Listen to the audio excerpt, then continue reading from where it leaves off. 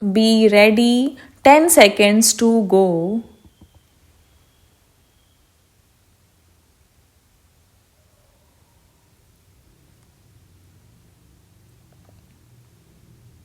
Start. Mr. Speaker, if agricultural production has to be maximized, the greatest attention has to be given to four factors. First, seeds should be of the right quality fertilizers and high yielding varieties of seeds. Then, improved pesticides and water.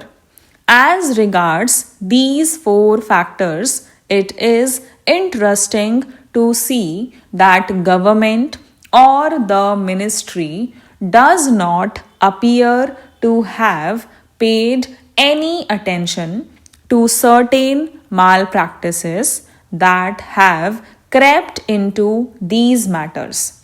Take, for instance, seeds.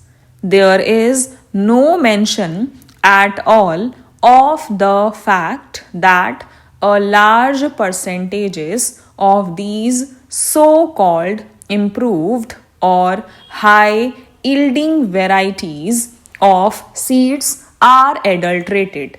What steps has government taken in this regard? Is it not of vital importance that seeds should be pure and unadulterated? Their effect on production is very great. Therefore, from this point alone, all possible steps should be taken to prevent adulteration. The farmer suffers because he spends money on costly seeds in order that he may get the best possible yield, but finds that the seeds are adulterated. Why has not government taken up this question in its own hands? Every state government interferes in this matter. In fact, multiplication of seeds is done under the orders of the Agriculture Department in state after state, and yet when it comes to their quality control, adequate machinery does not exist. Then you come to the question of fertilizers. Again, these are of vital importance. What has happened? At one single stroke, government has doubled the prices of fertilizers and expects farmers to procure them in the required quantities, knowing fully well also that government fixes the prices of what they produce at a level which makes it impossible for the farmers to pay these high prices for fertilizers. The previous speaker referred to the Agricultural Prices Commission. The commission has fixed the price, say, of wheat at a certain level without taking into account the cost of production of the farmer.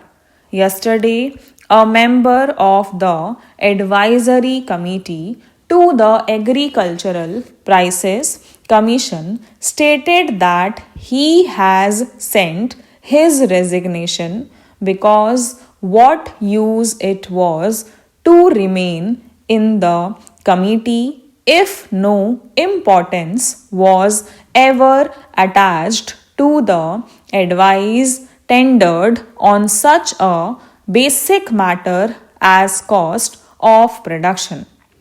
If cost of production is not taken into account, I would like to state here that It is difficult to see on what basis the Agricultural Prices Commission fixed the prices. Several agricultural universities have carried out surveys, and the results of these surveys are available. Punjab University carried out a survey, and other research students have also and have pointed out what the cost of production would be. For instance, in regard to wheat, they have arrived at the finding that the cost of production would be in the region of rupees 320. Yet the procurement price is fixed at rupees 305. What is the justification for this? In the face of the fact that the price of fertilizer, an important input, has been doubled. The prices have increased considerably, and many types of pesticides that are in the market today are adulterated. What steps have the government taken to ensure that the pesticides that in the market for sale to the farmers are of the right quality and are not adulterated ones?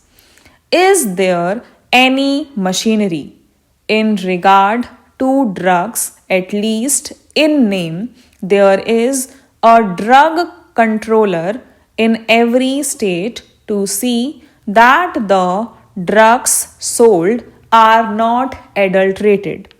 In regard to pesticides, have not you set up any machinery to ensure that the pesticides are not adulterated? Last but not the least important factor for maximization of agricultural production is water. They say they have programs for increasing irrigation facilities. During the fourth plan, they wanted to bring in a considerable additional area under irrigation so that they could have assured water supply. They have similar programs in the fifth plan.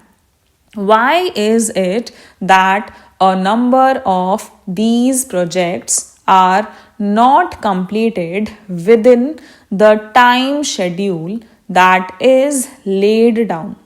Why is it that a number of most desirable projects are not even taken in hand for years for one reason or another, and the majority of them are held up because of interstate water disputes? What steps have been taken by the government to resolve those disputes?